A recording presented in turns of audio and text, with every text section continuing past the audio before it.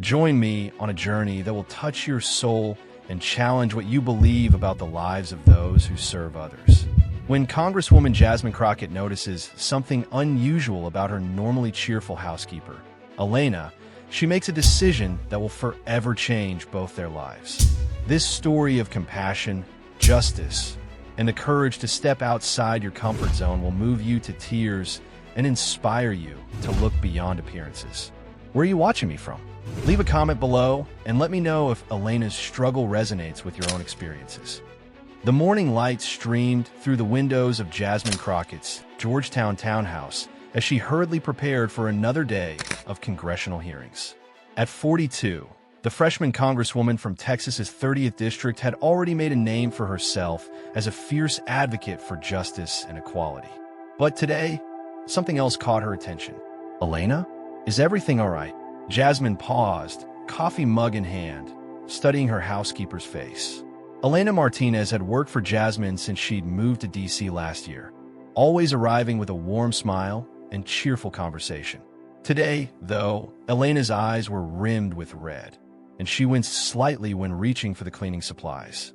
Yes, Miss Crockett, everything fine. Elena's accent thickened when she was upset. Jasmine had noticed, and the way she avoided eye contact told Jasmine something was definitely wrong. You know you can talk to me if you need help, right? Jasmine offered, checking her watch. She was already running late. Elena nodded quickly, too quickly. Just tired. My second job, very hard yesterday.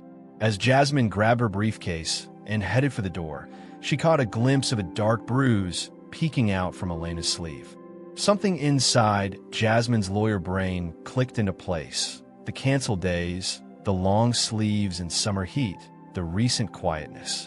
Instead of getting into her waiting car, Jasmine made an impulsive decision. She texted her assistant to reschedule her morning meetings and slipped back inside, grabbing a coat and her car keys. When Elena left 2 hours later, Jasmine followed at a careful distance. What she was about to discover would shake her to her core and test everything she stood for as both a woman and a congresswoman. Elena's bus ride took her to a rundown apartment complex in southeast D.C., far from the polished marble of Capitol Hill. Jasmine parked her car and watched from a distance as Elena entered the building, her shoulders hunched as if carrying an invisible weight. After 20 minutes of internal debate, Jasmine approached the building, her heart pounding. This wasn't like her, following someone, invading their privacy, but something told her Elena needed help. In the dingy lobby, a directory listed E. Martinez in apartment 317. As Jasmine climbed the stairs, the sounds of an argument reached her ears. A man's voice, angry and threatening. A woman's voice, Elena's, pleading, then a crash. Jasmine froze, her legal mind racing through scenarios and consequences. Then another sound cut through, a child crying. When the apartment door opened moments later, a tall man stormed out, nearly colliding with Jasmine. He glared at her expensive suit and designer bag. "Who the hell are you?"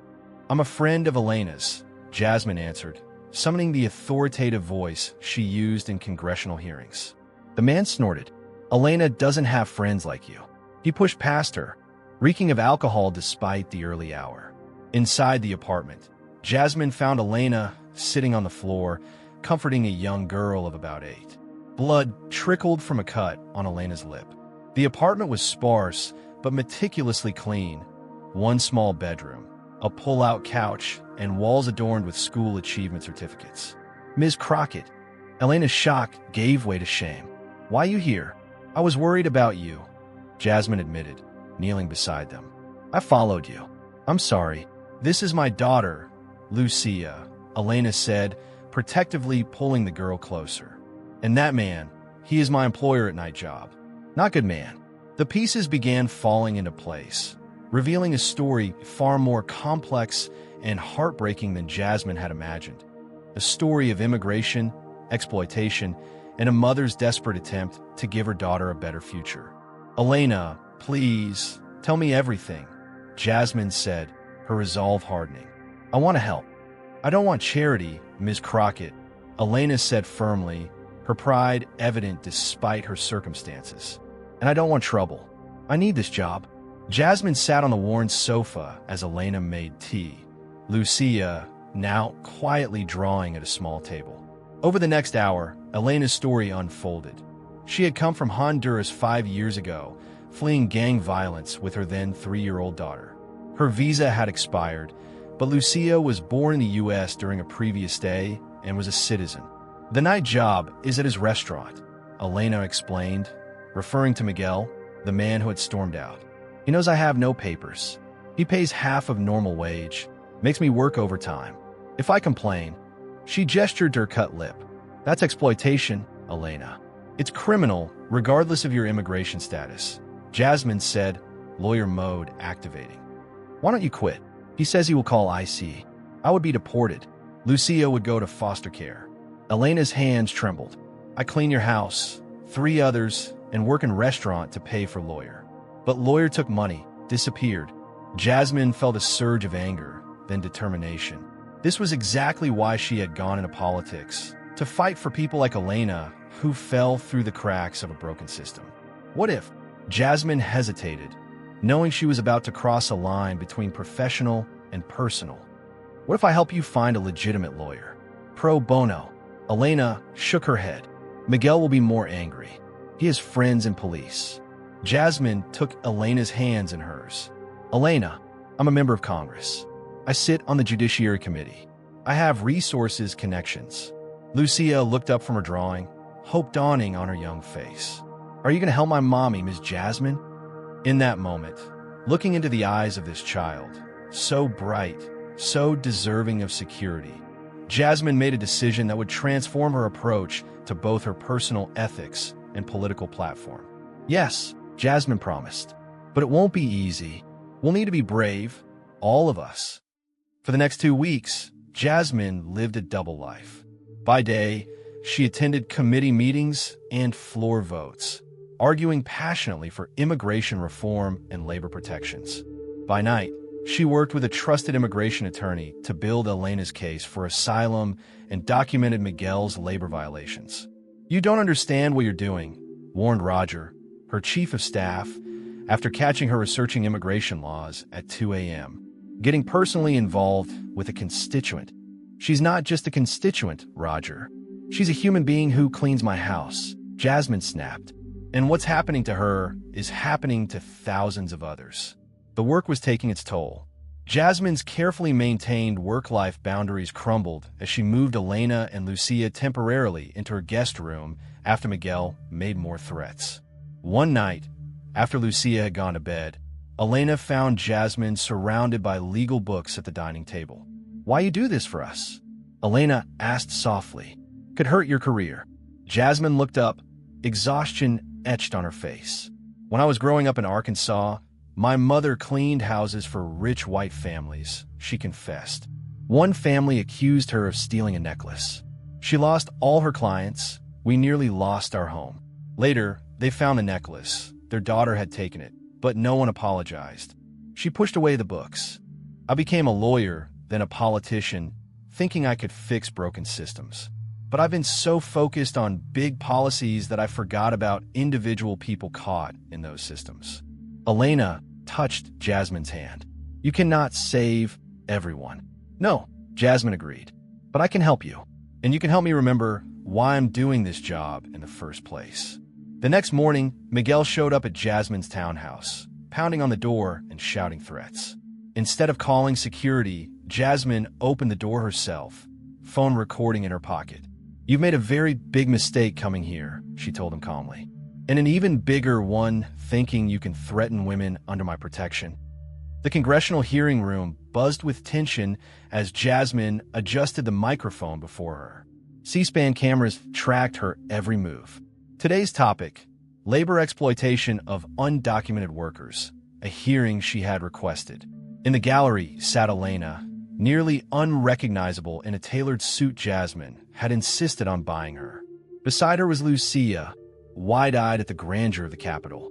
Also present were 5 other women, all former employees of Miguel's restaurant, all with similar stories of abuse and exploitation.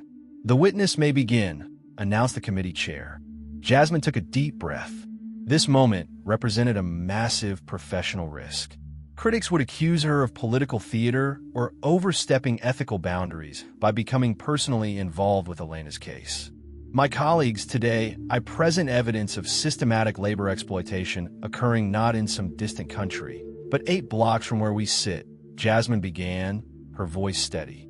These abuses persist, not because our laws don't exist, but because we've created a system where the most vulnerable fear coming forward.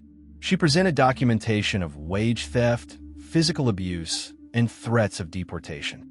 Without naming Elena directly, she detailed the case of a domestic worker employed in my own district. Across town, federal agents were simultaneously raiding Miguel's restaurant, armed with warrants based on evidence Jasmine had helped compile.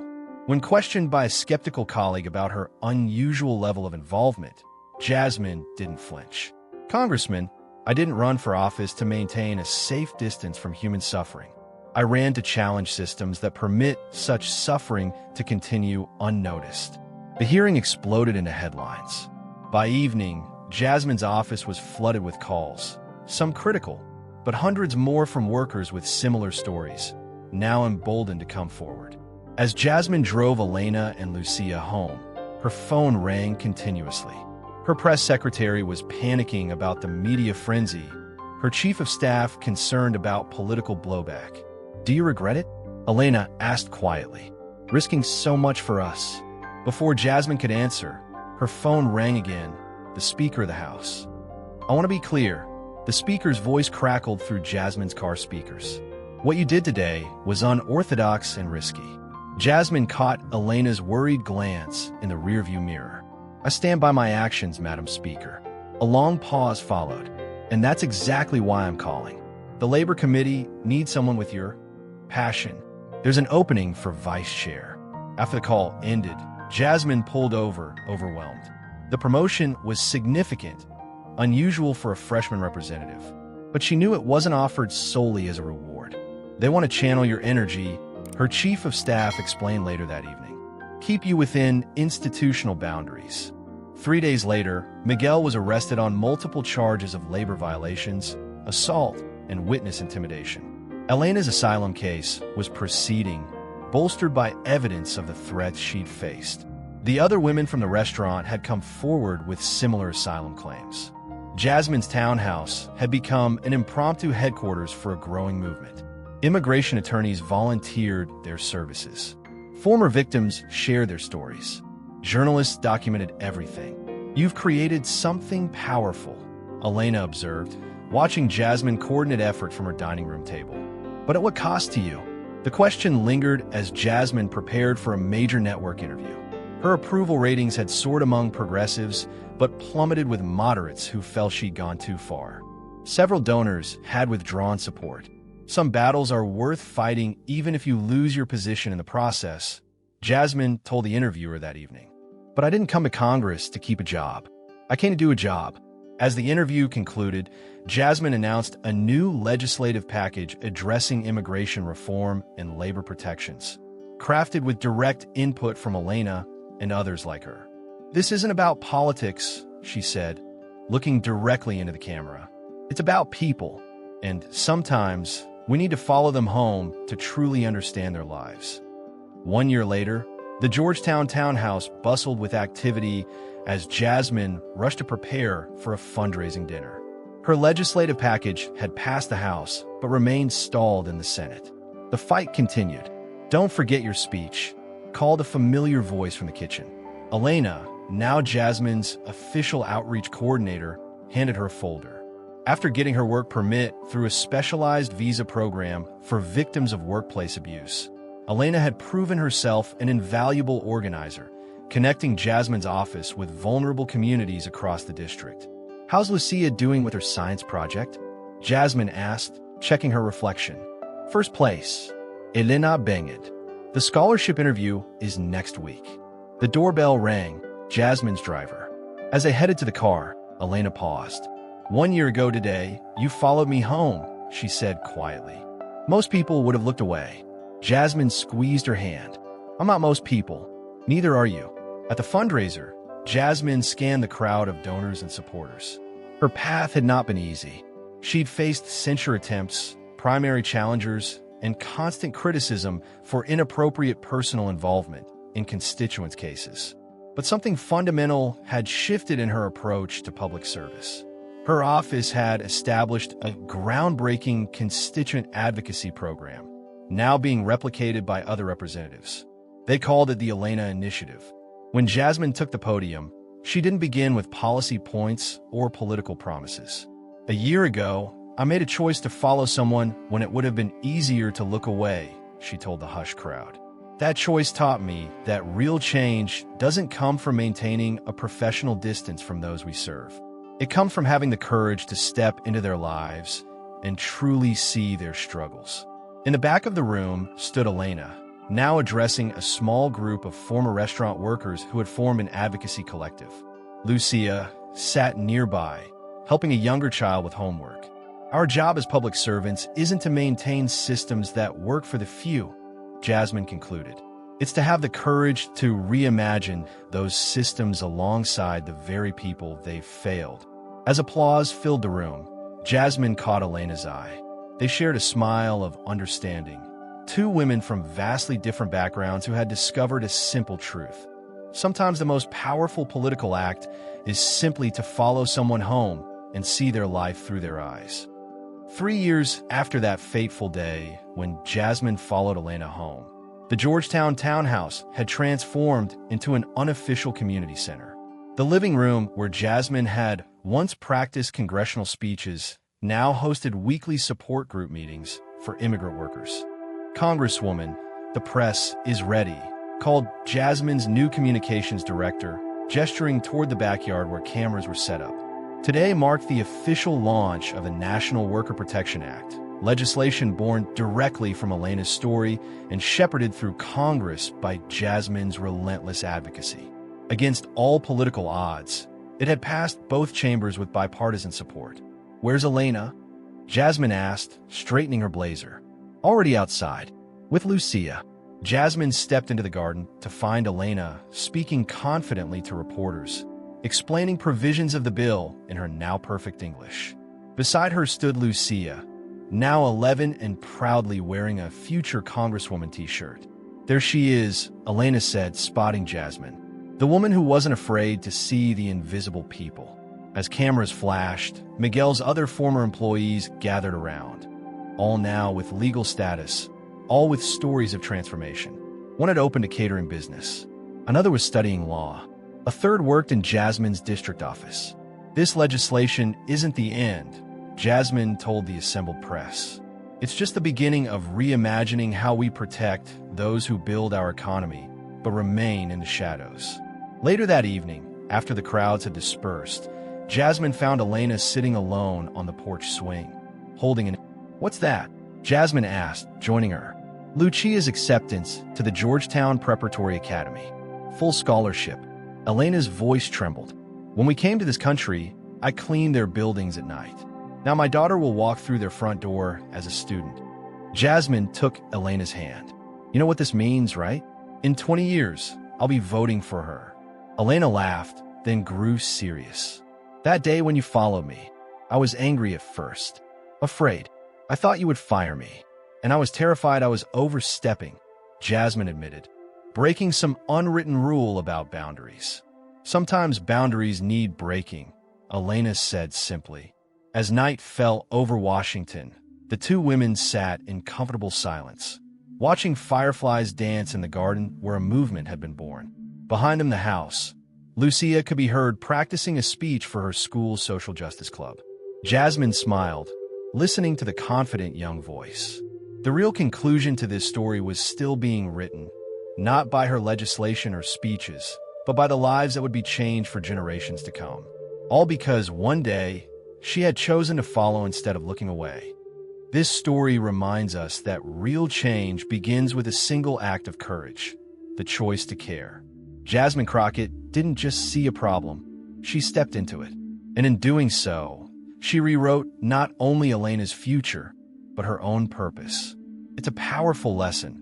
When we stop looking away, we start transforming lives. If this story moved you like it moved me, subscribe for more stories that matter. And tell me, what moment surprised you the most? Your comment could inspire someone else to follow the same path of compassion.